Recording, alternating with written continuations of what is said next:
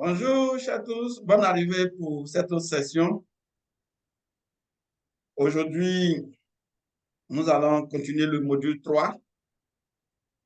Pour récapituler très rapidement, pour le premier module, nous avons parlé de l'introduction sur le diagnostic économique, où à la fin du module, nous avons vu les différents éléments qui doivent constituer un diagnostic économique. À la suite, pour le module 2, nous avons décortiqué les différents éléments qui devraient faire partie d'un diagnostic économique. Nous avons vu en premier la budgétisation. Et par la suite, nous avons également parlé des points tels que la capacité de production. Ensuite, nous avons vu le module 3, où nous voyons le module 3 qui parle de l'évaluation des investissements. Nous avons fait la première séance le vendredi et aujourd'hui, nous sommes à la deuxième séance. Si vous avez des difficultés à mi-parcours, n'hésitez pas de faire un feedback, de nous écrire sur la plateforme ou de solliciter en fait des renforcements privés, des coachings privés. Ce sont des choses également qui font partie de notre programme de formation. J'espère que le Dieu de la technologie me permettra également de... Je n'arrive pas à mettre en mode... OK, c'est bon. Nous nous sommes édictés des règles en début de formation qui sont d'être à l'heure, qui est 9 heures et finir à 11 heures. De respecter également les prises de parole, de couper le micro lorsque nous n'avons pas la parole et de nous retrouver dans des endroits calmes pour pouvoir bien travailler. Aujourd'hui, pour l'activité brise-glace, nous allons faire un retour en arrière. Pour certains, c'est 10 ans en arrière. Pour d'autres, c'est 25 ans en arrière. Pour moi, c'est 90 ans en arrière. Quel conseil donnerez-vous à votre moi de 15 ans si vous aviez la possibilité de voyager dans le temps? Donc, on vous donne l'occasion de donner de très bons conseils à votre moi si vous deviez retourner à votre 15 ans et de reprendre la vie à partir des 15 ans. Nous avons une seule dame parmi beaucoup de garçons. Donc, je vais commencer par Aline.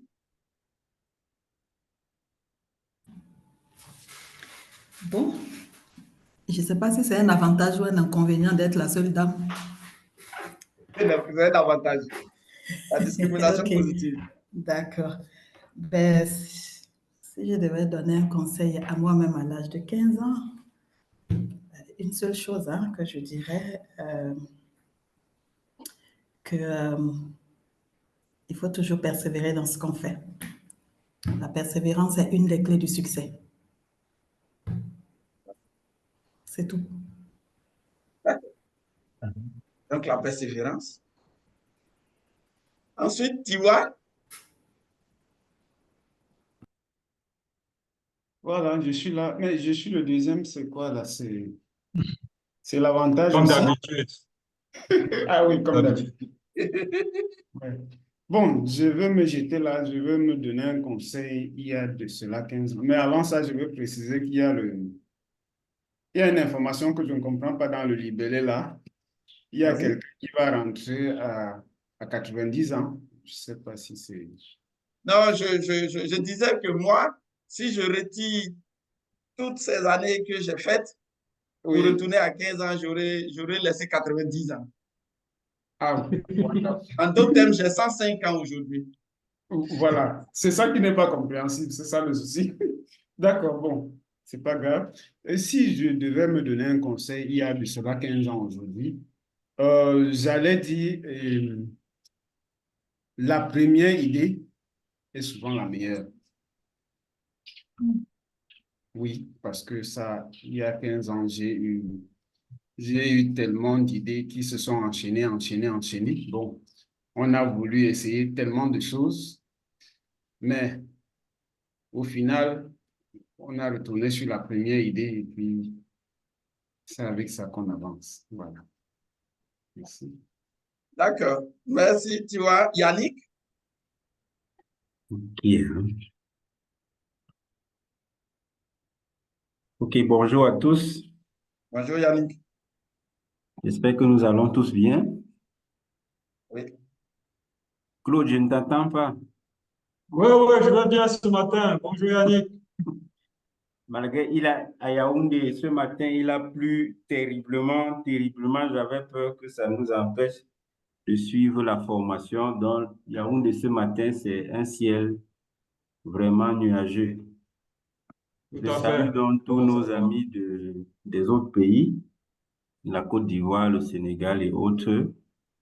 Pour moi, si les conseils que je me donnerais à moi, à 15 ans, je vais m'aligner comme Tiwa l'a dit tout à l'heure, c'est de garder toujours la première idée et de faire confiance à son intuition, quoi.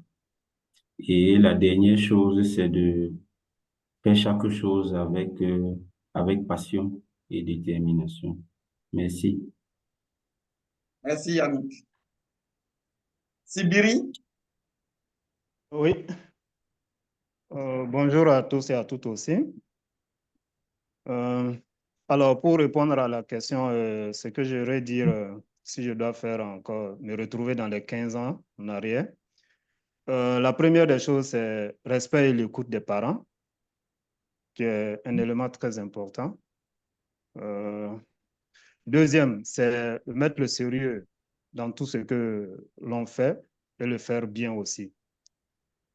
Troisième point, c'est de profiter du temps libre avant le temps occupé. Pendant qu'on est libre et qu'on a le temps devant nous, c'est de mettre le sérieux pour faire le travail avant que le temps occupé n'arrive. Parce que si le temps occupé arrive, là, on ne pourra plus faire ce qui peut nous être profitable. Quatrième élément, c'est de profiter de la jeunesse avant que vieillesse n'arrive. Pendant qu'on a la force, c'est de mettre le temps pour travailler. Voilà, avant que la vieillesse n'arrive, parce que quand l'âge avancé arrive, maintenant, on ne peut plus faire ce qu'on veut, quoi. Donc, voilà un ensemble de conseils que je pourrais donner. Merci. D'accord. Merci bien, Sibiri. Merci. Je pense que votre entourage en profitera. Ouais, j'espère bien. Il y a beaucoup de 15 ans autour de vous. Oui, il y en a beaucoup. D'accord. Donc, nous allons poursuivre la formation.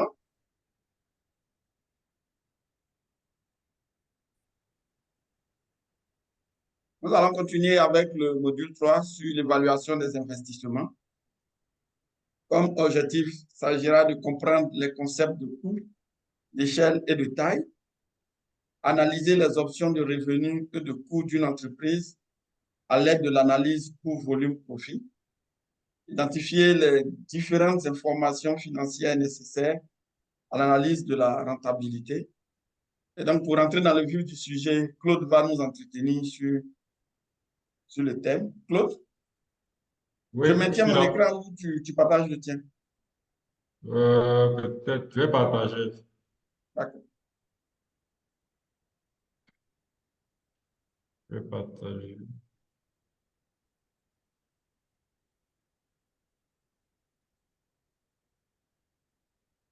Est-ce que tout le monde, vous avez l'écran? C'est bon? Oui, c'est bon. Oui, c'est un souci. D'accord. Donc, vu qu'on a la suite de la session précédente, on va un peu revenir. On va juste faire un léger rappel de ce qu'on s'est dit. Donc, rapidement, on s'est dit que le coût, il faut le définir, c'est la quantification monétaire d'une consommation d'une ressource. On va dire, l'objectif du coût, c'est d'évaluer l'effectivité d'une consommation d'une ressource matérielle ou immatérielle. Et puis, on s'est aussi dit que le coût total, c'était la formule de calcul du coût total, c'était charge fixe plus charge variable. Donc, ce qui donnait l'ensemble des dépenses engagées pour la production d'un bien, d'un service. Ça, c'est ce qu'on s'est dit rapidement la dernière fois. Donc, Donc, on est parti sur une notion clé qui était sur la rentabilité, mais au préalable, pour pouvoir calculer sur la rentabilité, ce qu'on va voir aujourd'hui, la clé, c'est de pouvoir maîtriser la distinction entre coût fixe, coût variable. Et ça, il y a une démarche d'analyse qu'il faut faire pour y arriver. Donc, en termes de définition de coût variable, on a dit le côté variable était lié à la variation proportionnelle directe avec le nombre d'unités produites ou fabriquées. Et on a parlé de coûts fixes dans la mesure où les coûts fixes sont ce qu'on appelle les coûts de capacité, c'est-à-dire que les coûts qu'on engage pour un objectif cible. Sachant que quand on parle d'objectif cible de production, on peut l'atteindre ou pas. Toutefois, le coût qui a été engagé sera entièrement consommé. C'est pour ça qu'on parle de notion de coût fixe ou de coût de capacité qui se distingue du coût variable qui, lui, est très lié avec le niveau d'activité, le niveau de production qu'on aura réalisé.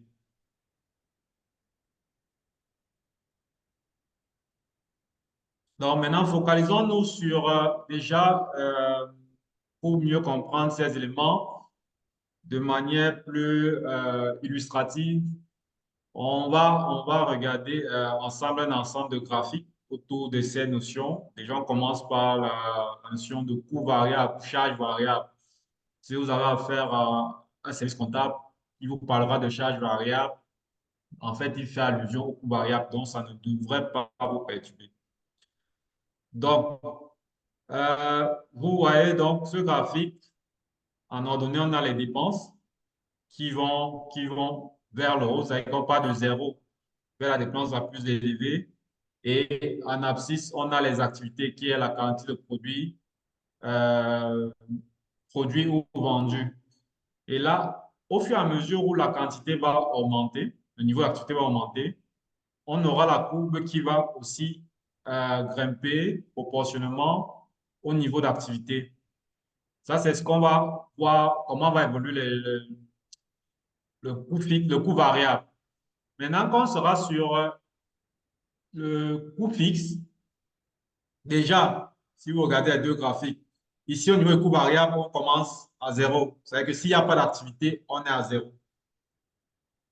Quand je présente le graphique des charges fixes, qui sont des charges de structure, comme on dit, premier constat, c'est que au niveau d'activité zéro, il y a des dépenses qu'on va engager tout au moins. C'est ce qui se passe avec, par exemple, le loyer.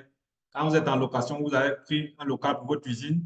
Même si vous n'avez pas produit ce mois, le loyer, vous devez le payer. Et on verra que plus le niveau d'activité va augmenter, le montant sera statique et va évoluer de manière statique sur la période de production. Donc, voilà un peu de manière schématique ce qui va distinguer coût fixe. Comme je dis, ce sont des concepts. Le concept de coût fixe et de coût variable. Maintenant, dans le temps, on va avoir plusieurs cas de figure. Et ça, il faut voir un peu. Quand je disais les coûts fixes sont liés aux objectifs, ça veut dire que ici, à la gauche, à ce niveau, vous avez deux cas de figure de coûts fixes. Ici, vous avez les coûts variables. Ce qui se passe, c'est quoi? Dans le cas de figure, dans le premier cas de figure, on a des coûts fixes qui sont assez faibles et des coûts variables qui sont assez élevés. Et puis, dans le deuxième cas de figure, il y a un changement de capacité. Ça veut dire que, par exemple, on était à 1000 produits et on décide de passer à 5000. Dans le premier cas, en bleu, on va dire c'est l'hypothèse qu'on faisait 1000 produits. Et là, on décide de passer, par exemple, à 5000. Quand on décide de passer, quand on fait ce genre de saut, en termes d'objectif de production, ce qui se passe, c'est que les coûts fixes, eux, vont faire un saut vers le haut, donc ils vont augmenter. Les coûts variables vont avoir tendance à baisser, c'est-à-dire c'est du fait de l'expérience, c'est-à-dire par exemple, parce qu'on passe à 5 000, on va se retrouver en train d'acheter du plus grand volume et peut-être le prix d'achat, ça c'est un exemple à prendre, va avoir une certaine baisse du fait du nombre de volume qu'on prend. On a une forte capacité de négociation vis-à-vis de nos fournisseurs de matières premières, ce qui fait que quand on va produire plus les 5 000, la matière première, on va la prendre à un prix plus bas. Ce qui fait que naturellement, plus on va vers des volumes très élevés, les charges variables ont tendance à être réduites. Et c'est un peu ça, toute la philosophie de la position de l'industrie chinoise, hein, qui va aller vers des volumes, ce qui va faire que ses coûts variables vont baisser. C'est aussi ça qui a dicté un peu la délocalisation de plusieurs usines. À un certain moment dans l'économie, on voyait, on allait vers des pays à faible main-d'œuvre. C'était parce qu'on voulait réduire les charges variables pour être plus compétitif.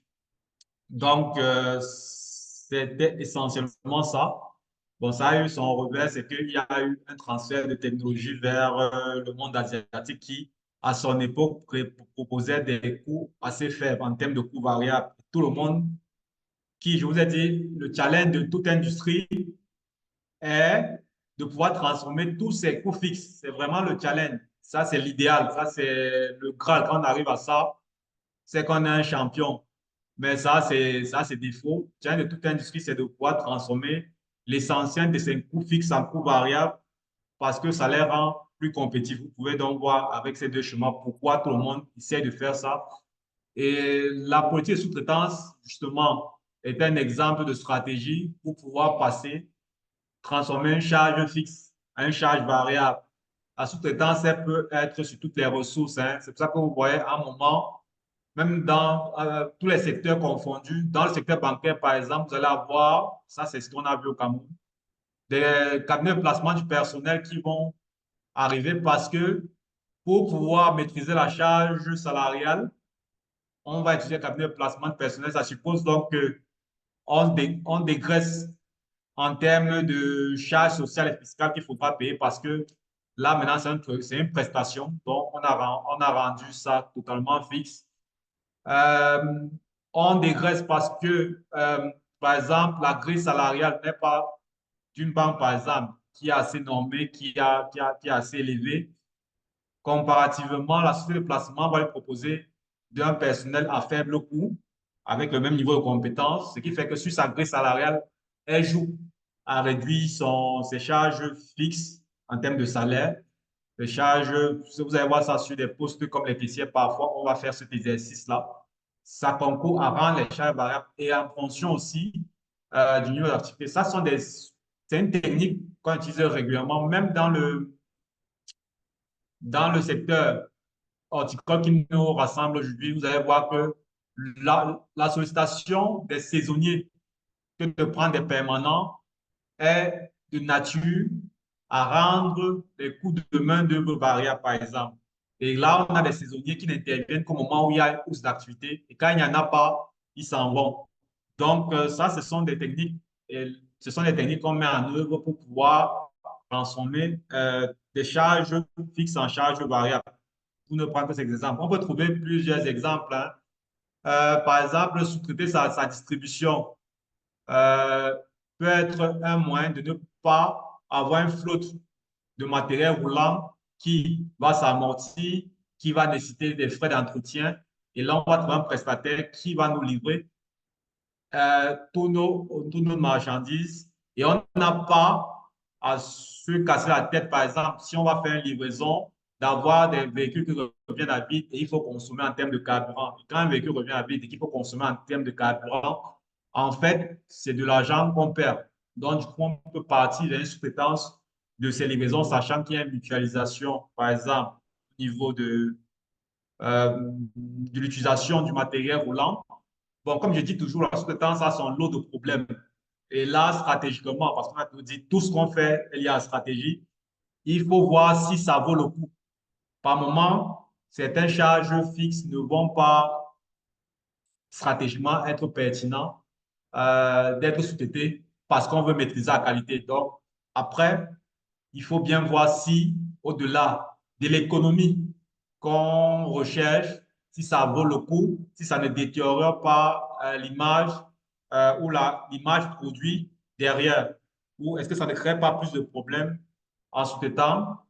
Ça, c'est les éléments qu'il faut analyser derrière pour pouvoir prendre une décision. Mais en temps de fond, l'idée de sous-traiter quelquefois, c'est pour réduire les coûts fixes.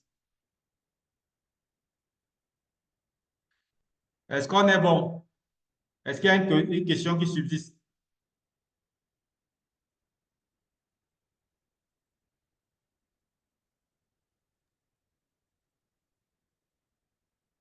D'accord. S'il n'y a pas de questions, je vous propose donc, là j'ai rassemblé un ensemble de postes de dépenses euh, et je vous propose ensemble que nous menions une réflexion.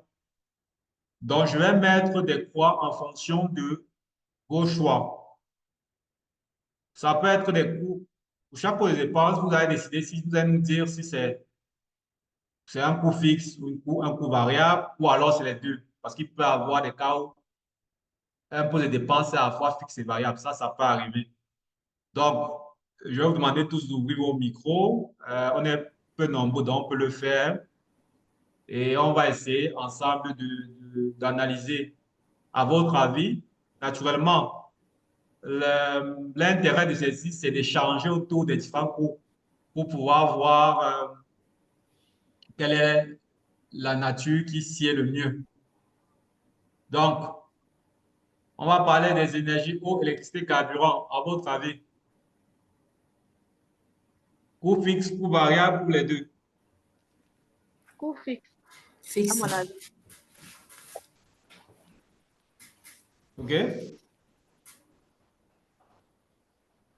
Il y a quelqu'un qui partage un avis contraire?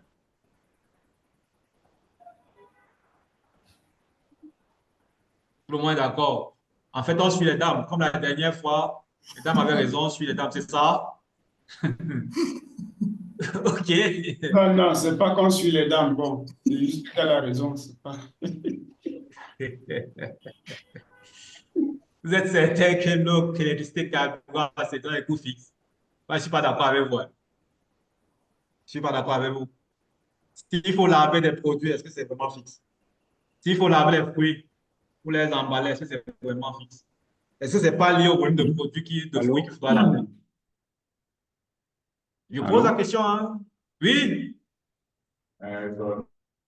Claude, moi, je pense qu'à un moment donné, on va dire que les eau, électricité, carburant, c'est les deux. Il y a quelqu'un qui va sur les deux. Oui, c'est les deux. Ça peut être dans des cas de l'eau, l'électricité, carburant peut être un coût fixe, comme ça peut être un coût variable. Des exemples. Bon, je vais prendre par exemple dans le cadre de l'irrigation. Si nous sommes dans une entreprise horticole qui verse des charges, des coûts d'eau pour l'irrigation en fait de ces parcelles, à ce moment, on va dire que je me dis qu'on peut dire que si on verse ça sur un certain nombre d'années, ça peut être une charge fixe, quoi.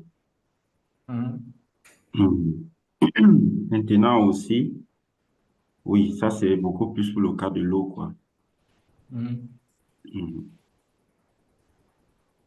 Parce qu'il y a des coins où l'eau d'irrigation est souscrite, elle est souscrite de façon fixe pour tous les utilisateurs. L'électricité.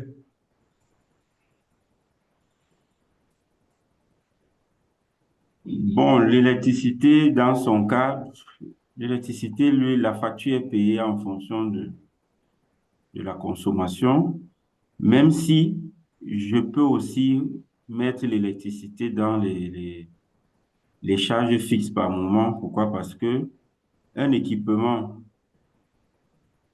qui doit consommer l'électricité, on se dit que est-ce que si, quelle que soit la quantité, il n'y a pas un niveau d'électricité déjà que ça va consommer?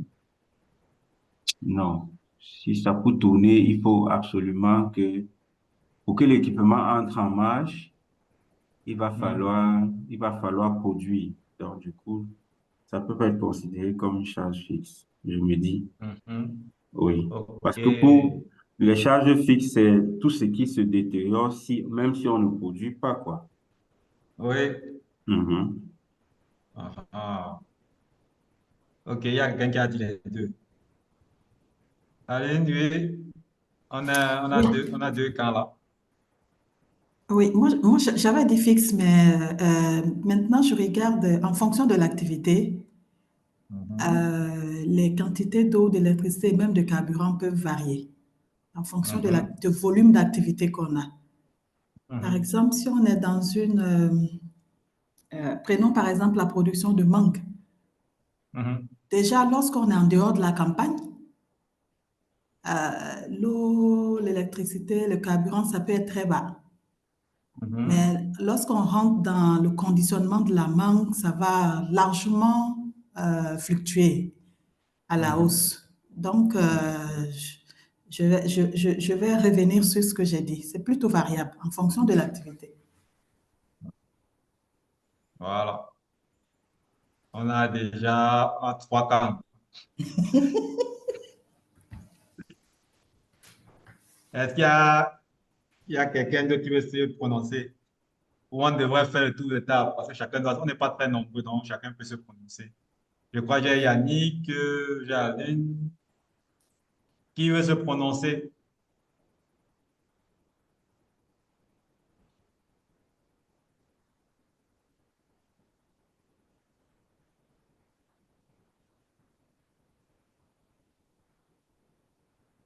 Nelly, dis-nous.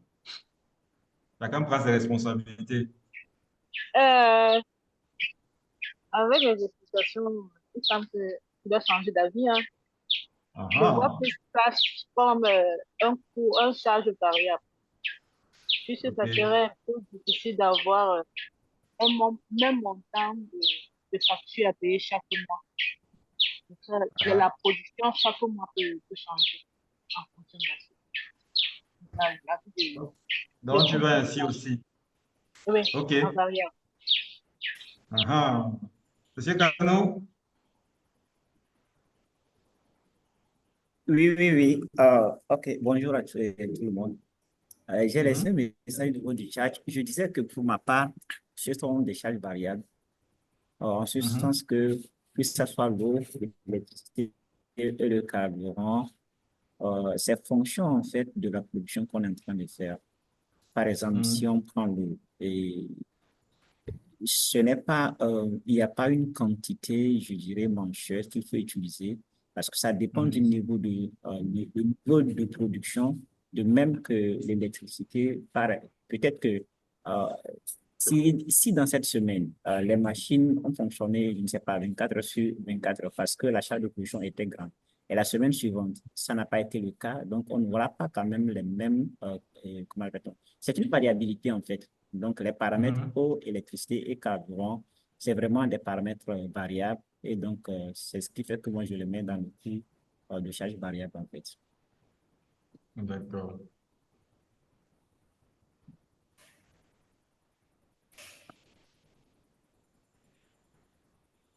Ok. Monsieur Sibiri, allons-y.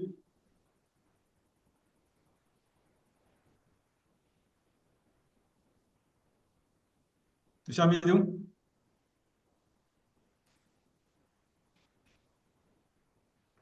Ok, il n'est pas là. Monsieur Tiwa, dites-nous, prenez vos responsabilités. Allô? Oui. J'étais déconnecté là, donc en tout cas, je viens de rentrer encore. Mhm. On dit eau, électricité, charge fixe, charge variable ou les deux. Moi, oh, électricité. Non, je pense à ça. Non, charge variable. Pourquoi?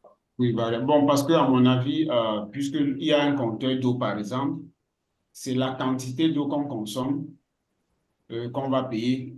Et pour l'électricité, c'est pareil. Si on utilise l'électricité, peut-être, bon, je fais le jus de fruits. Si je fais 1000 litres de jus de fruits, après, quand je fais 2000, ce n'est pas la même quantité d'électricité que je vais utiliser, ça, je suppose. Bon, carburant, carburant, je me dis c'est relatif pour le carburant. S'il s'agit, par exemple, d'une machine d'usine, ça sera, pour moi, le carburant sera un coût fixe.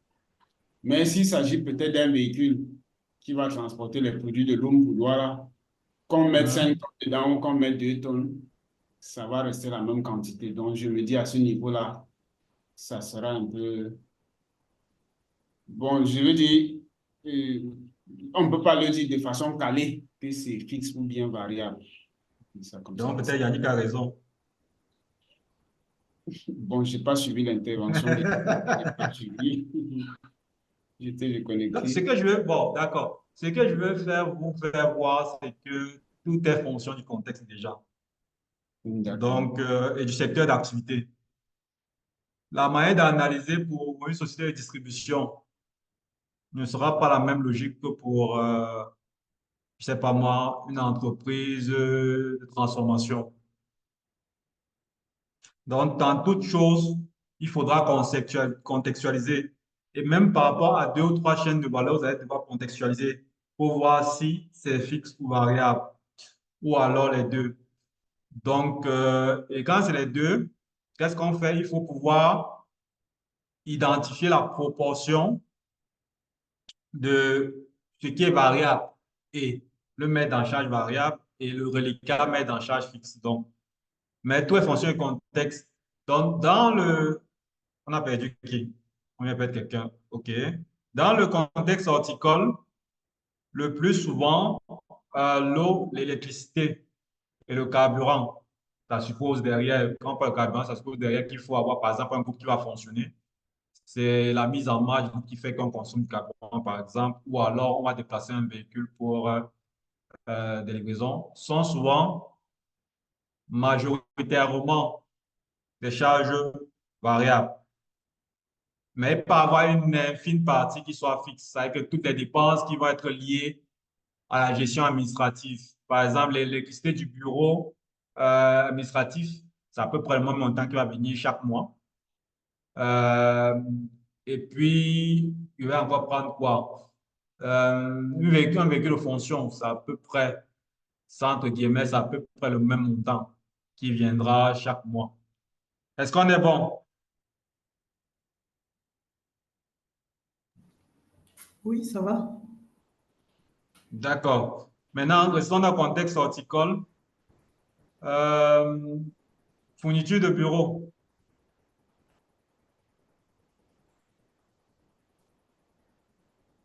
Fournitures de bureau sont des charges fixes.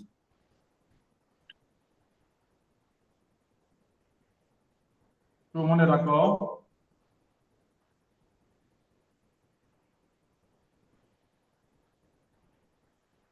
Petit matériel et outillage.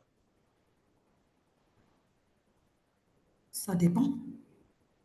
Les deux. Oui, ça dépend. Ça peut être variable comme fixe, c'est les deux. Ouais, les Ça deux dépend aussi, je ça. pense bien. Produit d'entretien. Variable.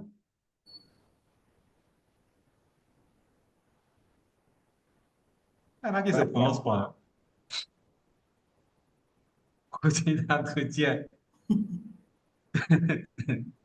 C'est vrai maintenant, Claude, c'est les produits d'entretien de quoi? Parce que c'est là maintenant Voilà! la grande question. C'est les produits J'ai dit d'entretien produit de quoi? d'entretien. Les produits d'entretien de quoi? Parce que si on est en train de parler C'était en quelle hypothèse? si on avait parlé de javel, de détergent, les choses pour entretenir les bureaux et tout ça, bon, là, ça va être des charges fixes. Mais maintenant, si c'est les produits d'entretien je ne sais pas trop, même si c'est les produits d'entretien des équipements et matériels, habituellement, ce sont des charges fixes. C'est vrai que, Voilà. oui, c'est les charges fixes. OK. Oui. Puisque si vous faites l'entretien préventif, par exemple, vous allez bloquer, non? vous avez bloqué, que c'est le volume de... Si vous faites la vidange chaque mois, par exemple, d'un véhicule chaque mois, ou après un nombre de kilomètres précis, le montant de vidange change pas, juste parce que le fournisseur de service augmente ses prix. Justement, justement. Donc, l'entretien est le plus souvent fixe. Quand Mhm. c'est bien suivi, on a arrêté des périodes dans le temps. Quand vous avez entretien préventif, ça entraîne beaucoup de charges fixes. C'est ça. C'est justement ce type de dépense qui fait que, en plus, euh, qu'on va sous-traiter, par exemple, peut-être sa flotte de distribution, parce qu'on voit tous les coûts d'entretien qu'il y a sur les véhicules. Et on se dit, ça coûte quand même beaucoup. On va sous-traiter pour se détacher de tous ces coûts d'entretien-là C'est par ça. rapport à ce qu'on va livrer. Voilà. Plus le véhicule, par exemple, c'est en fonction du nombre de kilomètres, il faut, par exemple, faire un certain nombre d'entretiens. Et là, peu importe ce que vous allez livrer, il faut, pour pouvoir maintenir le véhicule en état, il y a ce entretien qu'il faut faire, par exemple. OK. Transport du personnel. Voilà souvent où il y a débat. Mhm. Voilà souvent où il y a débat.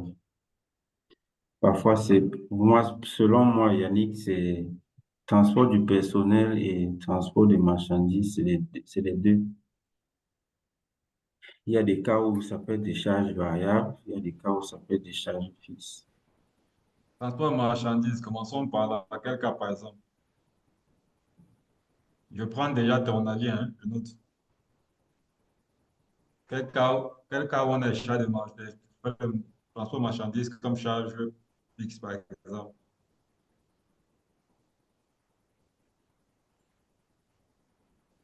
Allô, Yannick?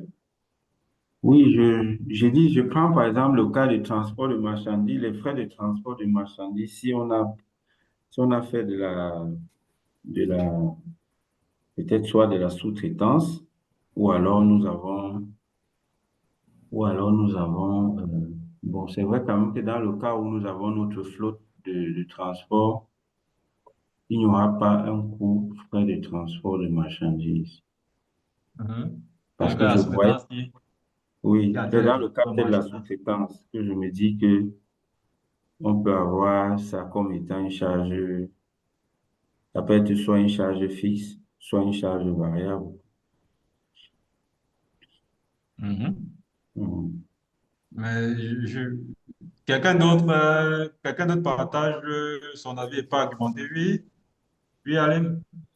Non, moi, je ne partage pas son avis. D'abord, pour le Mhm. transport du personnel, Mhm. je me dis que si on est dans une activité qui n'est pas saisonnière, le transport du Mhm. personnel, ça va être des coûts fixes.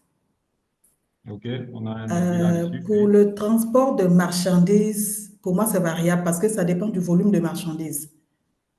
Mhm. Donc, ça dépend du volume de l'activité. Ça, c'est variable. Mhm. Yannick, voilà l'argumentaire. Oui, Est-ce que c'est pour tu cette es, raison, est-ce que... Claude, c'est pour cette raison que j'ai dit les deux. C'est-à-dire que il y a des cas où c'est des charges variables. Par exemple, Marchandises? disons-nous que on n'a pas de quantité fixe de marchandises et que nous allons transporter au fur et à mesure en fonction des quantités. Mais on peut avoir Mhm. des cas où on a des quantités fixes de marchandises. On sait que chaque mois, on produit telle quantité et on peut fixer les frais de transport. C'est ça, en fait, que je dis. Bon, les transports de marchandises, à mon avis, ça c'est maintenant mon avis. Sauf si quelqu'un devait se prononcer. D'accord. Pour moi, les transports de marchandises, déjà les cas où on fait un nombre de marchandises fixe sont très rares. Très rares, très rares. Transport de marchandises, pour moi, c'est variable. En ce sens que même si tu as un nombre de marchandises fixe, quelquefois, tu vas avoir une variation du prix en fonction de la saison. Il peut arriver, le prix même du transport peut varier en fonction de la saison. Maintenant, si tu es dans le... Et après, le plus souvent, quand on facture le transport, c'est en fonction soit du kilo, soit de la superficie, de la surface, en fonction du volume le plus souvent. Donc, de manière générale, le transport de marchandises est variable. Maintenant, le transport du personnel se caractérise comme une charge fixe. En ce sens que le personnel va toujours se déplacer pour aller, par exemple, au lieu de travail. Et là, tu auras des dépenses qu'il faudra engager. Maintenant, ça peut, ça peut, ça peut varier. Ça peut varier de telle sorte à un moment où si vous avez des périodes mortes d'une activité, c'est-à-dire là, il n'y a vraiment pas, ou un dégrèvement de l'effectif. On réduit un effectif. Là, c'est vraiment, c'est pas une variation en tant que telle, mais c'est un saut de palier, un changement de palier dû au niveau d'activité ou à la fréquence de mobilisation de ce personnel. Est-ce que c'est bon? Allô? Oui, oui, c'est bon pour moi. Voilà. Donc, on va enlever ceci. Location bâtiment, location terrain. Là, ce sont les charges fixes. Oui, moi également, je pense qu'elles sont fixes. Ben, moi aussi, quel que soit Dans le les niveau de charges fixes. l'activité, on va payer les locations. Voilà. Je partage le Donc, même avis. ouais, donc, si on prend par exemple un terrain qu'on loue, parce qu'on est en train de faire un programme de certification et qu'on ne l'exploite pas, c'est qu'on est en train de se tirer une balle dans le pied. En fait, on est en train de dépenser de l'argent pour rien. Ça, c'est les éléments sur lesquels il faut, par exemple, pouvoir faire très attention quand on fait des locations surface. Et je pense qu'on reviendra dessus pendant l'étude de cas, ou les études de cas qu'on a fait. Il y a cette thématique qui revient régulièrement. Est-ce qu'on doit pouvoir prendre des surfaces assez conséquentes et ne pas les mettre en valeur immédiatement en location ou en acquisition? C'est soit une question qui va revenir dans le secteur horticole. Maintenant aussi, la location peut faire que on arrive, si on a un faible niveau de trésorerie, c'est-à-dire qu'on ne peut pas acquérir le terrain, on va aller vers la location.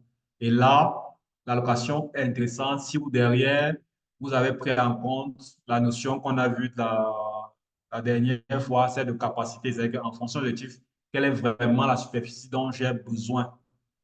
Et ça, pour pouvoir atteindre mon objectif que j'ai préalablement défini, il faudra, parce que ici, quand on parle de terrain, la capacité s'exprime en termes de superficie, contrairement à ce qu'on a vu pour les machines. Voilà. Donc, c'est la même problématique qu'on a vue en notion de capacité avec l'avion. Est-ce qu'on va prendre, quand on va prendre un avion, on va voir si, en fonction du trafic qu'il y a sur la ligne et des coûts fixes qu'on a vu, je peux faire juste des exemples là pour illustrer. Est-ce qu'aujourd'hui, on pourrait être rentable? On va encore revenir sur le seuil de rentabilité. Ça permet de faire des liens en termes de location. Même les bâtiments, c'est la même problématique. Quand vous avez un magasin d'une certaine taille, si le magasin est trop grand, vous payez un loyer qui n'est pas économiquement intéressant, même si, on va dire, on ne se rend pas loyer. Non, c'est intéressant, c'est un coût. Alors, c'est placé là, c'est stratégique. Je vais prendre ça, même si le loyer ne coûte pas couvrir le loyer, avec le temps, on va voir. Il faudra voir très vite. Et une solution, ça peut être aussi de mettre à disposition ou de mutualiser avec les sous-traitants. Vous pouvez sous-traiter une partie de votre bâtiment pour pouvoir amortir les coûts, c'est-à-dire trouver des activités, par exemple, compatibles qui peuvent permettre, par exemple, d'exploiter ou de contribuer à payer le loyer du magasin. Ça, c'est des problématiques qu'on va rencontrer aussi dans le secteur agricole. Comme je vous ai dit quelquefois, il vaudrait mieux, vraiment, l'idéal, c'est d'être en capacité, la capacité s'aligne avec le niveau d'activité que vous avez, sinon être légèrement un peu en dessous. Sinon, quand on est au-dessus, on est dans une posture de perdre de l'argent. Et là, il faut trouver des solutions de mutualisation des coûts. Un peu comme on a vu avec le séchoir, si vous vous rappelez. Ça sera toujours des problématiques qu'on aura en termes de dimensionnement. Même sur des locaux, on peut avoir des problématiques de dimensionnement, notamment le magasin que je viens d'énumérer, ou le nombre de superficies contractées en location ou achetées. Mais ça dépend, je dis, je ne parle pas dans l'absolu, ça dépend de votre stratégie, de votre plan de développement, de votre vision et comment vous pouvez vous développer. Ça, il faut prendre ça en compte. Tout ce que je dis, c'est à prendre en compte en croisant avec votre plan de développement. Je ne parle pas dans l'absolu, rien n'est dans l'absolu ici, tout est à contextualiser. Bon, on va sur l'assurance. Charge fixe. Charge fixe.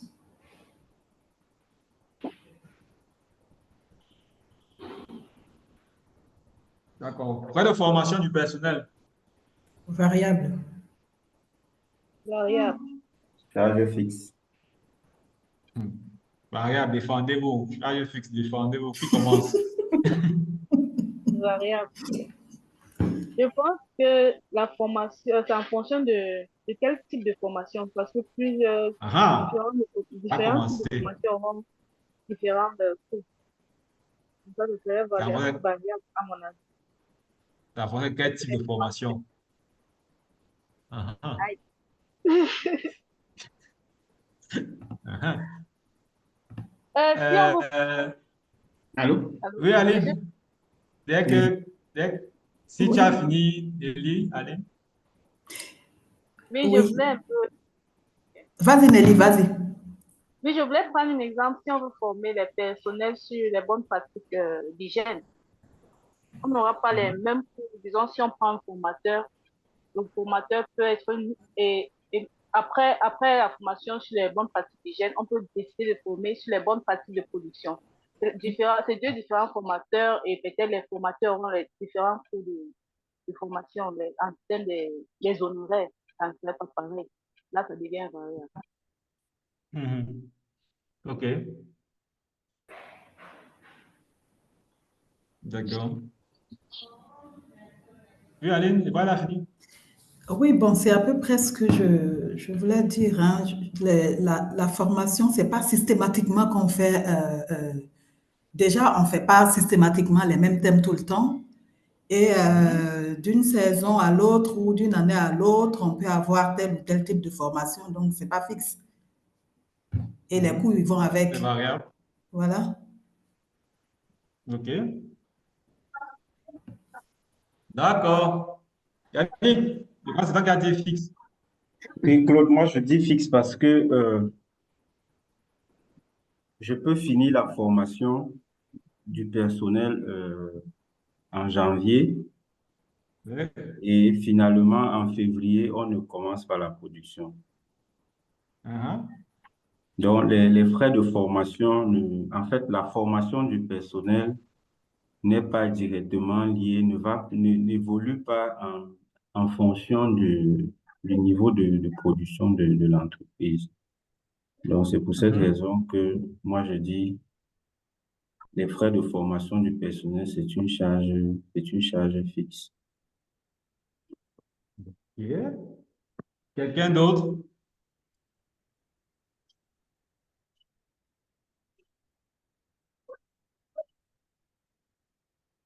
Il ne s'est pas exprimé aujourd'hui.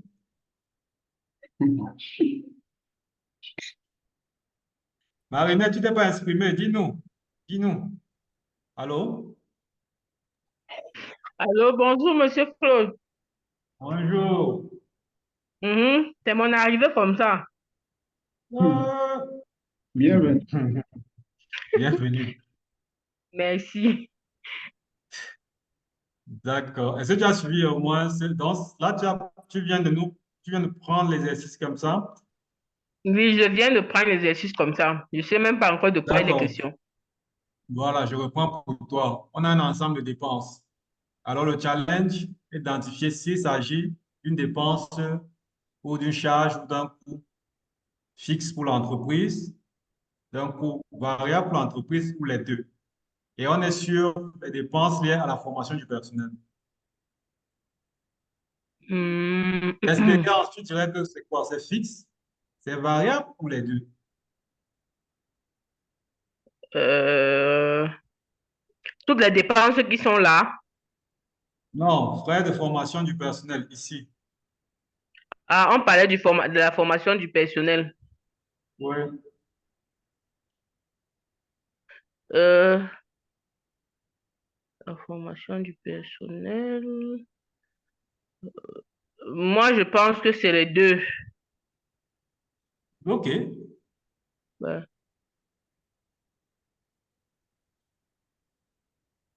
OK.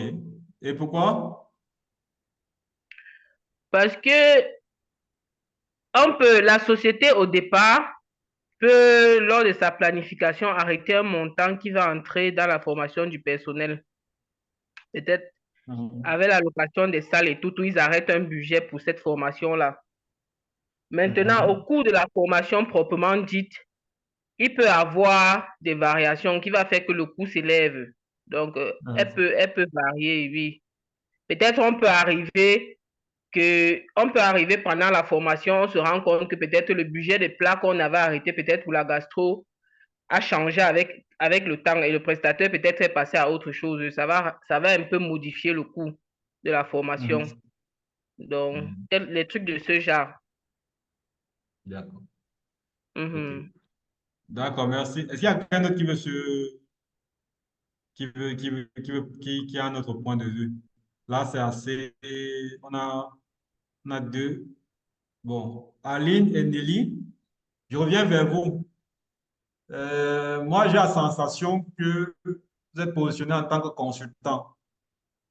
Et du coup, vous avez regardé le coût des prestations en tant que prestataire. Maintenant, en tant qu'entreprise horticole, avec un besoin, nous sommes dans la certification. Il y a un plan d'action en termes de formation. Vous maintenez que c'est variable? Je demande la parole. Oui. Oui, moi, je n'ai pas regardé forcément en tant que consultant, hein. J'ai dit que, il y a les coûts, mais que même d'une année à l'autre ou d'une saison à l'autre de l'activité, on n'a pas forcément besoin des mêmes thèmes de formation. Donc, les deux ensemble, oui, les deux ensemble, c'est variable. D'accord, je reformule, hein. Est-ce que Oui, le niveau, le budget formation oui. est corollaire au niveau d'activité en termes de production? Je présente un format de la question comme ça. Est-ce Non, que voilà, non. voilà. On a dit variable quand c'est corollaire direct, c'est un lien direct entre le niveau de dépenses et le niveau d'activité en termes de production, de commercialisation. Mhm. Maintenant, la formation n'est pas corollaire, hein. C'est-à-dire que si vous êtes dans un débat de certification, quand vous avez un plan d'action de formation, que vous avez démarré la portion ou pas, dans, dans le monde idéal, si vous avez un programme de formation, il faut pouvoir le mettre en œuvre. Et en démarrage d'activité ou pas, il n'y a pas un lien direct entre. Maintenant, comme on dit, les formations peuvent varier en fonction d'un besoin de capacitation qui n'est pas forcément en étroite relation avec le niveau d'activité. On est bon?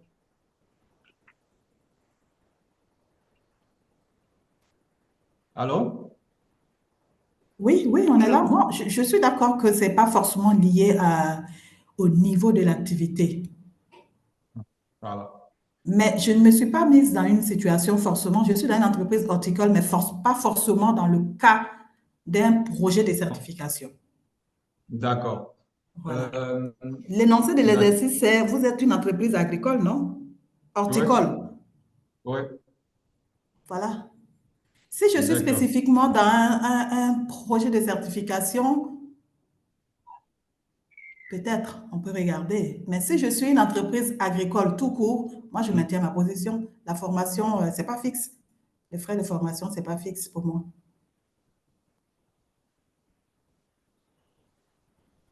OK. Bon, est-ce qu'on va sur les deux? Allô? Oui, vas-y. Je voulais dire quelque chose, c'est que, bon, la question de la notion de variable, est-ce que c'est lié au niveau au montant, aux valeurs. Est-ce que la notion de variable n'est pas liée au niveau de production? C'est-à-dire, variable veut dire que ça varie avec la production. Parce que là, j'ai l'impression qu'on voit variable comme étant la valeur ou bien le montant du poste de charge, en fait. Pourtant, moi, je me suis dit que variable veut dire que je varie avec le niveau d'activité ou la quantité produite, voilà. Comme le slide que tu es en train de présenter. Donc, variable veut dire ça varie en fonction de la quantité produite ou vendue. Ce n'est pas variable pour dire que le poste avait 1000 francs hier à 2500 aujourd'hui. Je me dis que c'est pas, ou bien aura 2000 demain, des trucs comme ça.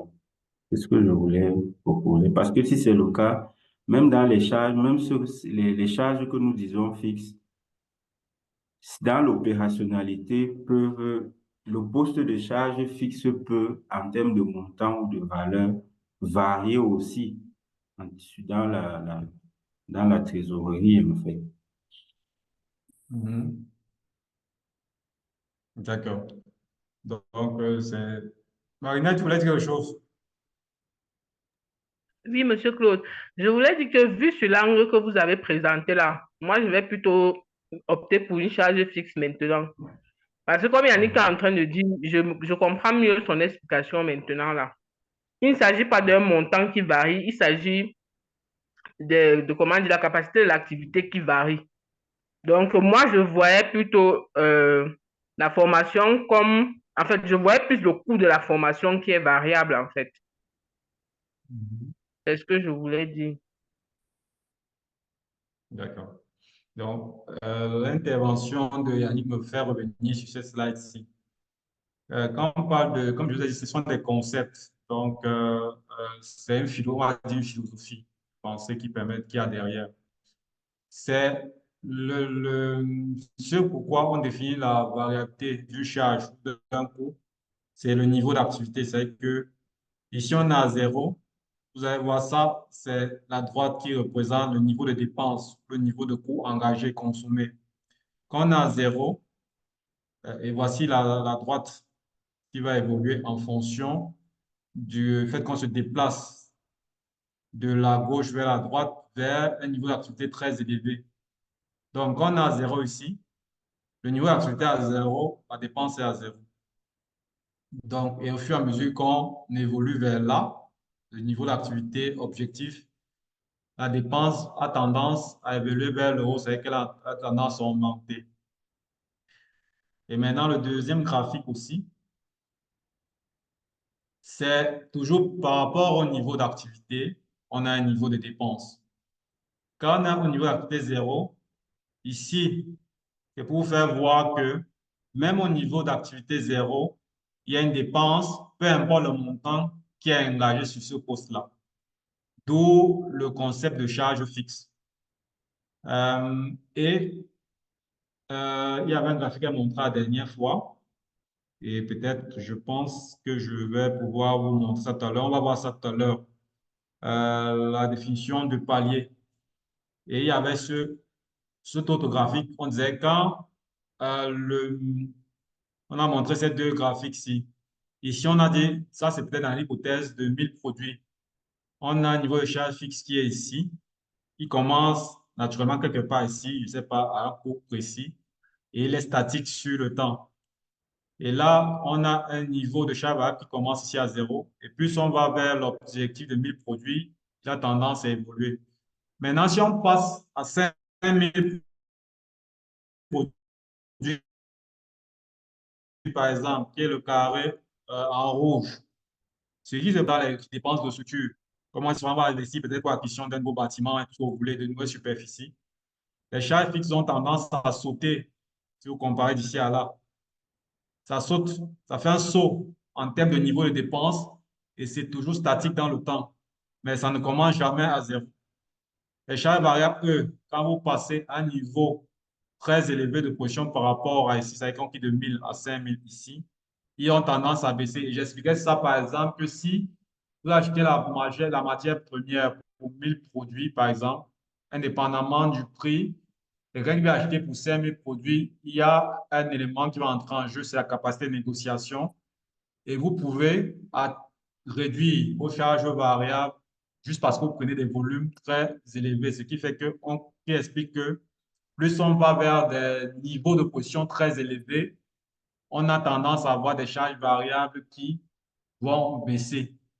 C'est exactement ce qui se passe dans l'industrie. Quand vous êtes dans une usine qui fait une usine asiatique qui va faire des volumes assez énormes, vous savez que vous ne pouvez pas être en compétition. Ça, c'est peut-être la PME ici. Et ça sera l'usine asiatique. Et à un moment, parce qu'elle produit très bas, elle va vous proposer des prix bas. Et vous ne pouvez pas être en compétition avec elle parce que au niveau des charges variables, ça ne suit pas. Est-ce qu'on est bon? Donc, revenons à notre exemple naturellement. Indépendamment du montant qui sera dépensé, c'est-à-dire que le coût du formateur, il n'y a pas une corrélation entre le budget formation et le niveau d'activité. Ça suppose donc que quand vous avez décidé, vous avez une politique de formation proprement dite définie, peu importe le niveau d'activité, même si vous êtes à zéro, vous allez appliquer votre politique de formation. Donc, du coup, ça devient pour vous une dépense fixe qui peut évoluer par palier, c'est-à-dire en fonction du nombre de personnes que vous voulez envoyer en formation ou du nombre de formations cibles que vous avez définies, mais qui n'a rien à voir avec le niveau d'activité ou le niveau de production. Voilà, on ne peut pas mélanger tout ça. Le niveau de production auquel vous avez atteint.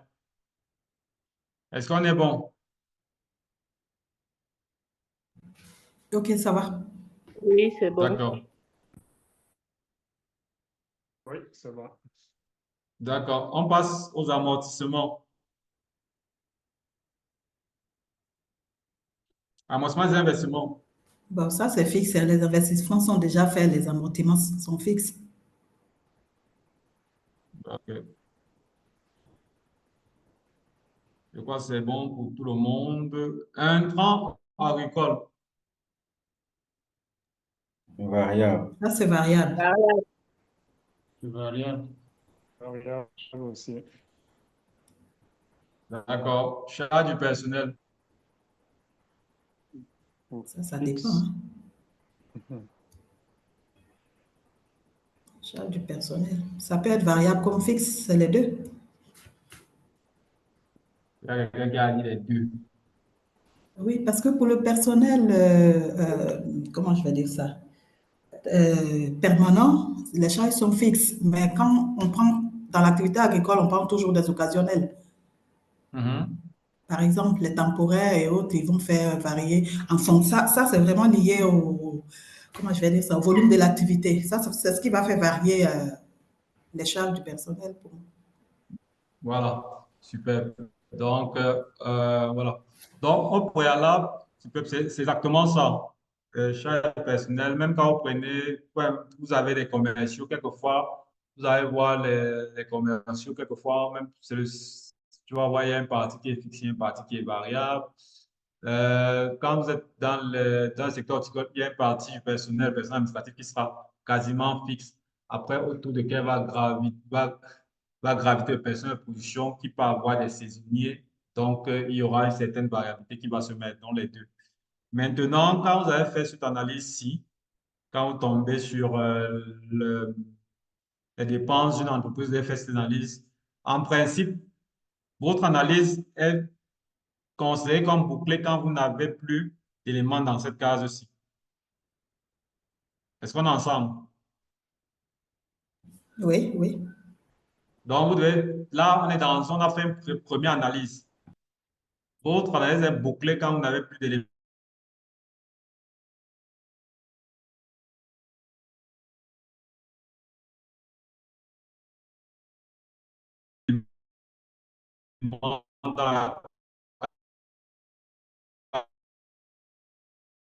On n'entend pas Claude. Enfin, on l'entend plus. Moi, je l'entends plus. Les deux. Comment ça se fait? Ça veut dire, pour expliquer comment ça se fait, Claude, on t'a imaginons qu'on a 1000 perdu, ici, Claude, on par t'a perdu exemple, les 3 dernières minutes. et que pour les 1000, vous allez Vous allez bon là maintenant? Oui, allô? Allô, allô? Oui, on t'entend mieux. Allô? D'accord. Donc, pour les 1000 là, par exemple, si maintenant il faut que dans ce cas où on a 1000, par exemple, ce niveau, les deux, pour qu'on voit bien. Pardon. Ce que vous allez faire, c'est-à-dire pour tout ce qui est les deux, il sera question de distinguer la proportion qui va aller dans variable, la proportion qui va aller dans fixe. C'est-à-dire que si vous avez 1000 par exemple, je dis n'importe quoi, vous pouvez avoir en variable 300 et en fixe, on va dire 700. Ce qui va, 700, oui. Ce qui va faire que quand vous avez fait ça comme ça, ceci va disparaître. Est-ce qu'on est ensemble? C'est clair. Oui, oui, oui. Oui, on suit, oui. Voilà, donc vous allez faire ça pour tous ces éléments-ci. Ici, on a oublié d'effacer. Ici, c'est plus souvent, c'est variable. Donc, même ici, à matière outillage, mettons qu'on avait, je dis moi, 500. Là, vous allez faire peut-être 250. Et peut-être c'est un exemple, hein, 250. Ça, c'est en fonction de l'échange avec l'entreprise que vous verrez quelle est la proportion qui est variable et quelle est la proportion qui est fixe. Et quand vous aurez fini ceci, vous aurez le total de vos charges variables ici, le total de vos charges fixes ici. Et quand vous voyez notre formule, charge variable plus charge fixe égale à total des dépenses, là, vous aurez fini l'analyse. On est bon?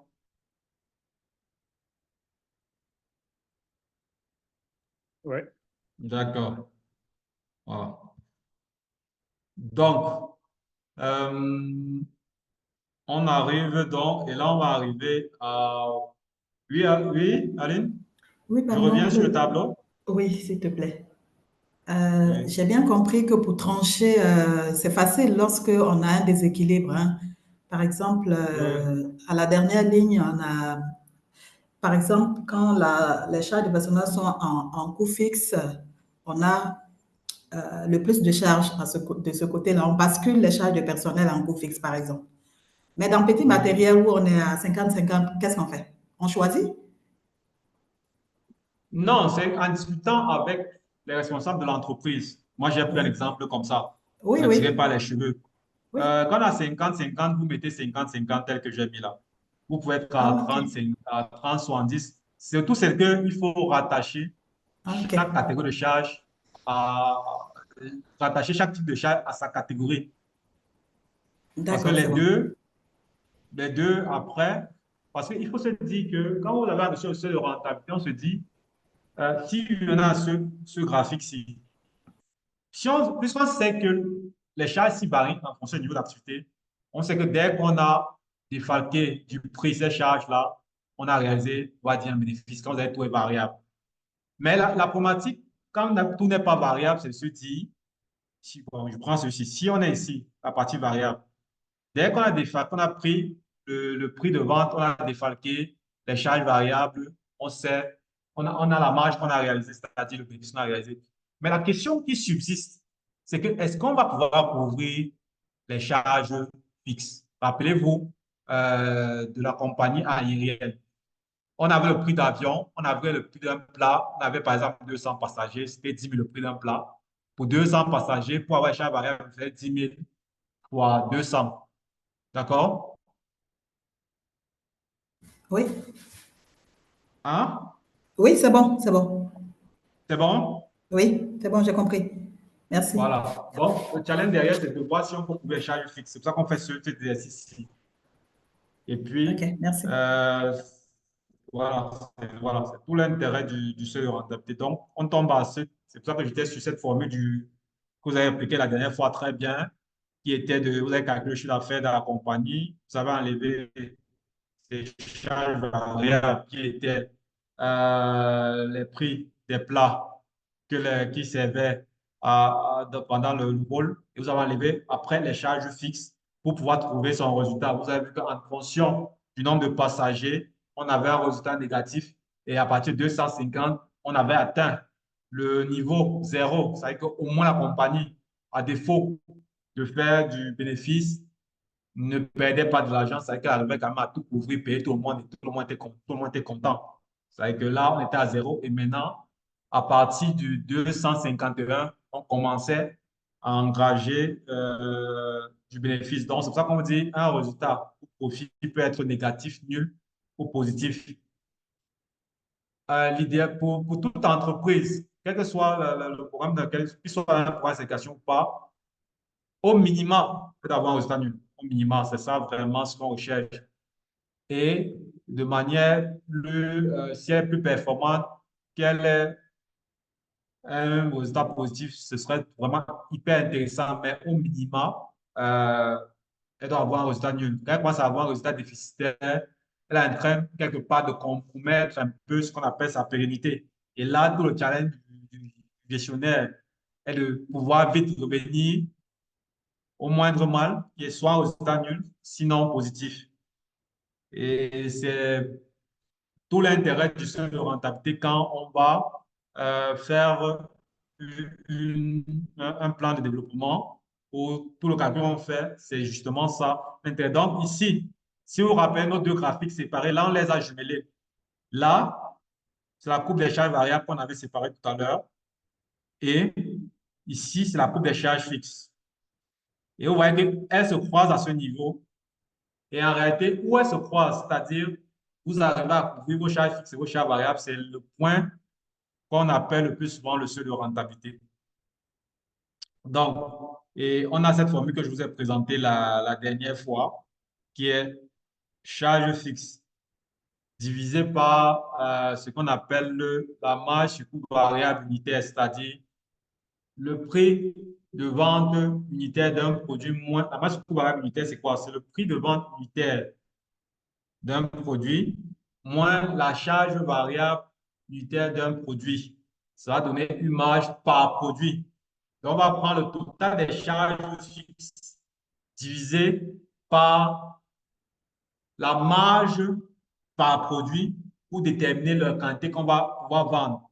C'est très logique. C'est que si je sais que je fais 5 francs pour un produit de marge en termes de charges variables, quand j'enlève mes charges variables, les charges qui sont directes, il faudrait que j'ai une quantité qui multipliée par 5 francs me permette de couvrir tous mes charges fixes pour que ce soit zéro. Donc ça, c'est la manière d'expliquer ça le plus simplement, à mon sens, possible, l'équation qu'il faudra trouver. Et quand on va faire un programme ou des objectifs, il sera toujours en train de se demander à partir de quel niveau de position. Par exemple, si vous êtes en train de signer un contrat dans le cadre d'un programme de certification, il faut se demander, est-ce que ce contrat, en termes de volume qu'on me demande sur ce contrat, me permet-il ou est-il égal au minimum à mon seuil de rentabilité pour que je m'engage dans cet exercice? Si c'est non, est-ce que je peux trouver un client ou un complément sur le marché local pour être en situation d'atteindre mon seuil de rentabilité? Ça sera toute la question qui aura tôt de la validation d'une démarche de certification. Peut-être si vous voulez aller sur du bio, il vous demande un certain volume précis. Vu le niveau d'investissement que vous allez réaliser et vu la marge que vous allez avoir, est-ce que la quantité minimale que je vais produire et qui peut être liée au contrat me permet de couvrir ces charges-là? Si c'est oui, parce que je me rappelle, on me disait tantôt que c'est souvent des contrats d'exclusivité. Si c'est oui, oui, vous pouvez vous engager. Si c'est non, le fait que ce soit un contrat d'exclusivité peut être problématique, sauf si vous trouvez un produit complémentaire à celui-là qui vous permet d'atteindre votre seuil de rentabilité. Par exemple, je prends l'exemple du bio parce que le plus souvent, la démarche bio, une démarche que je connais, que j'ai un peu suivie, fait que quand vous allez sur du bio, vous, en termes de taille de marché, c'est-à-dire que le nombre de personnes qui peuvent acheter un produit, vous avez tendance à réduire la taille de votre marché pour aller vers une clientèle sélective. Et là, peut-être vous faites plus de marge, mais ça suppose derrière que les quantités que vous devez vendre doivent vous permettre non seulement de couvrir les charges variables qui sont faciles à identifier, qui sont liées, c'est-à-dire transporter les produits jusqu'à ce que ça arrive aux clients, fabriquer le produit jusqu'à le mettre sur le marché, mais aussi les charges fixes qui sont les charges de structure qui sont liées à la capacité. Il faut pouvoir couvrir ces éléments derrière. Et ce n'est qu'avec cet exercice que vous pouvez valider de manière économique que la démarche de certification, par exemple, vers le bio que vous engagez ou toute autre démarche de certification, n'est pas de nature à compromettre la pérennité de votre entreprise ou est de nature à vous permettre de renouveler la séquestration parce que, au moins, au minimum, vous ne perdez pas d'argent, c'est-à-dire après, vous pouvez engager, renouveler cette séquestration sans problème parce que toutes vos charges seront prises en compte en termes de niveau d'activité qui permettent de les couvrir. Est-ce qu'on a une question à ce niveau-là?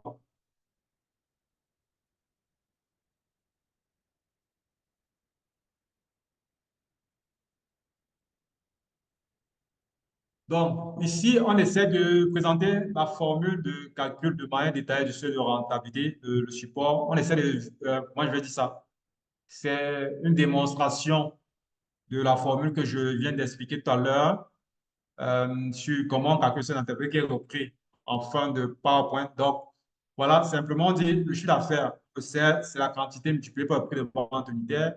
Les charges variables, c'est la quantité multipliée par le coût variable unitaire. La marge du coût variable, au final, c'est le prix de vente multiplié par le prix de vente unitaire moins la quantité multipliée par le coût variable unitaire. Ça suppose donc que la marge, en fait, la marge du coût variable, ça sera la quantité qu'on met en facteur, ça comme ça, pour venir à notre classe de terminal. En facteur, on met la quantité en facteur et on a prix de vente moins coût variable unitaire. Donc, ça, c'est ce qu'on va voir pour la marge variable. C'est comme ça qu'elle est déterminée. C'est ce que je vais expliquer tantôt que on a déterminé, il faut trouver une quantité il faut trouver une quantité qui permette que, en multipliant par la marge variable unitaire, on arrive à couvrir cette charge fixe. C'est partant de cette formule. Maintenant, on a notre formule de calcul du résultat qui veut que le chiffre d'affaires moins les total des charges, c'est-à-dire charges variables moins les charges fixes, soit égal au résultat. On va dire au seuil de rentabilité, on l'a tous dit, le résultat est de 0. Ça suppose donc que le chiffre d'affaires moins les charges variables moins les charges fixes est égal à 0. Donc, ça veut dire quoi? Ça suppose donc que, ça suppose donc que le chiffre d'affaires qu'on réalise égal au total des dépenses, c'est-à-dire égal à charge variable plus charge fixe. Vous rappelez la formule de calcul de total des dépenses. Donc, ça suppose donc que chiffre d'affaires moins charge variable égale aux charges fixes. Parce que si vous prenez votre chiffre d'affaires, vous enlevez les charges variables, ce qui reste doit être ce qui permet de couvrir les charges fixes quand le résultat est nul. Donc, si je viens remplacer cette formule-ci, elle revient encore à celle-ci. C'est la marge du coût variable, celle-ci. Là, en rouge, elle revient encore avec celle-ci. Donc, si je viens remplacer ça dans notre première équation, je viens juste remplacer cette formule-là. Donc, quantité multipliée par chiffre d'affaires unitaire moins charge variable unitaire égale à charge fixe. Ça suppose que la quantité, donc, égale aux charges fixes qu'on divise par le prix de vente unitaire moins le coût variable unitaire, d'où le seuil de rentabilité qui est la quantité produite qui permet d'avoir un résultat nul en termes de chiffre d'affaires moins le total des dépenses. Est-ce qu'on est bon en termes de démonstration? C'est bien silencieux. Ça va, c'est bon. On est concentré. D'accord, ça me rassure. Ça peut Il y a aller. une question? D'accord. En tout cas, on va partager le support pour aide-mémoire, donc il n'y a pas de problème. Ça me rappelle qu'on doit même vous partager tous les autres supports, si je ne me trompe pas.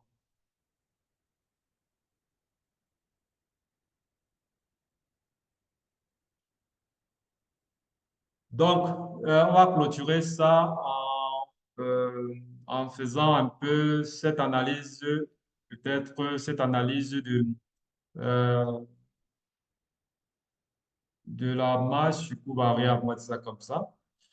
Ici, et ça, c'est vraiment l'analyse qui va vous permettre de distinguer charges fixes et charges variables à mon sens. Ici, on a une quantité produite Q1 et une deuxième quantité produite Q2. Quand on se déplace, c'est la question, c'est fixée de type, par exemple, de 1000, on va prendre à 2000. On va voir donc les charges variables qui est par la courbe. On va voir que quand on va se déplacer d'ici, de ce niveau-ci à ce niveau, les coûts variables vont osciller autour du modèle. C'est-à-dire que notre total, parce que tout à l'heure, c'était une tendance, c'était un truc conceptuel. Donc, les coûts variables vont osciller du fait de la variation des prix. Par exemple, les coûts variables vont souvent osciller du fait de la variation des prix autour de cette tendance qui est le modèle qu'on vient de voir.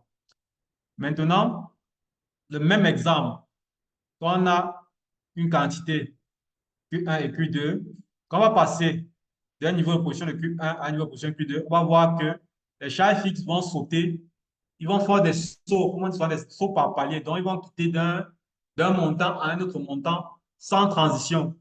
C'est-à-dire, il va quitter de 100 peut-être à 500. Vous voyez, on va pas voir venir le saut. Et puis, quand vous avez dépassé QD, il va passer peut-être de 500 à 1000. Je dis n'importe quoi. C'est ça qui va montrer, comme ça que va évoluer. Il ne veut pas utiliser le mot variation, mais comme ça que va évoluer les charges fixes. Alors que les charges variables dans votre activité aura tendance à osciller autour d'une tendance, autour d'un modèle, comme vous verrez là, du fait de la variation des prix de vente unitaire des matières que vous allez acheter. Donc, avant qu'on se lance dans l'étude du cas, est-ce qu'il y a des questions?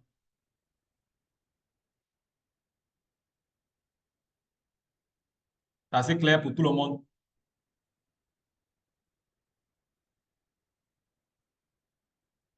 Super. OK. Je vais arrêter le partage.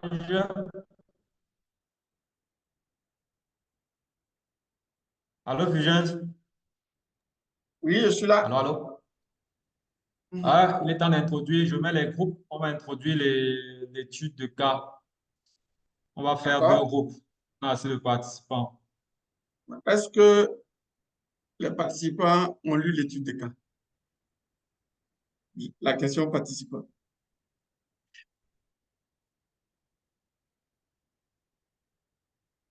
C'est l'étude de cas 3. On a lu en diagonale. On vous a donné des éléments aujourd'hui pour pouvoir bien le faire. Voilà. Comme Claude l'a dit, on va vous partager les différentes présentations depuis le module 1 jusqu'à aujourd'hui. Et pour votre exercice sur l'étude de cas 3, je pense qu'on va prendre en photo les différentes formules qu'il a présentées là, pour pouvoir vous permettre de mieux faire. Vous allez le faire en sous-groupe et puis on va faire la restitution la semaine prochaine. Plutôt le vendredi plutôt. Ouais, vendredi prochain, on va corriger l'étude de cas. Voilà. Donc là, on va vous permettre de réfléchir dessus. Mais idéalement, il faudra l'achever pour que ça soit vraiment bénéfique. Parce que ça, il y aura beaucoup de prises de décision, ça autour des prises de décision.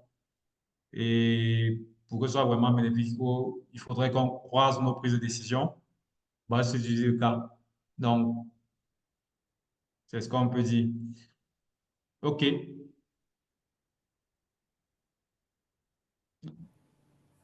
Vous allez On envoyer fait les 2. formules. Pardon, hein, Claude, je n'ai pas demandé la parole, mais j'avais une question. Vous allez envoyer les formules sur le groupe WhatsApp? Oui. Oui, on va le faire. OK. Merci.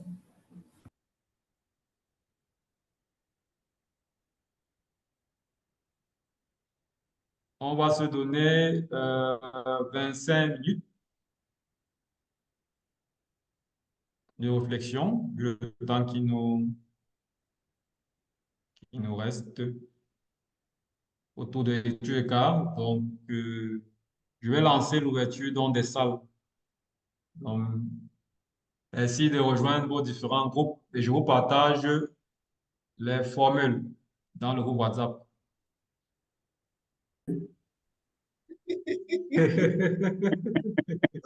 Vous avez certainement terminé. C'est sûr qu'on n'a pas terminé. Vos impressions à chaud, tout ce que vous avez fait. Comment vous avez trouvé l'exercice?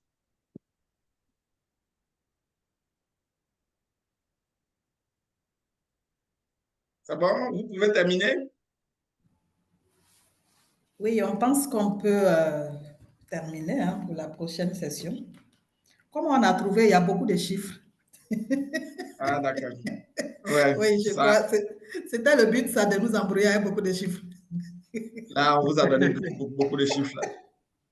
Ça Oui, sera pareil hein, si vous allez dans une entreprise horticole pour évaluer, oui, c'est sûr. pour faire un diagnostic économique. Ils vont vous présenter aussi beaucoup de chiffres là-bas. Hein. D'accord, donc on va vous laisser du temps pour le faire tranquillement. Et ensemble, vendredi, nous allons restituer. Et donc, il est souhaité que tous vous les mettiez après sur la plateforme. Et ça fait partie également de l'évaluation en fait, de la formation. Donc, n'oubliez pas par la suite de les télécharger. Donc, pour aujourd'hui, on va ouvrir les caméras pour immortaliser la journée du mardi. Ceux qui peuvent.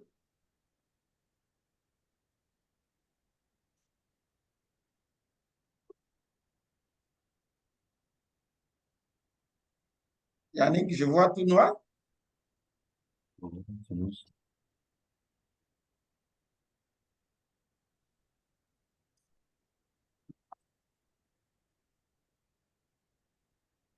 C'est bon? OK. Nelly? Oui, c'est bon, merci.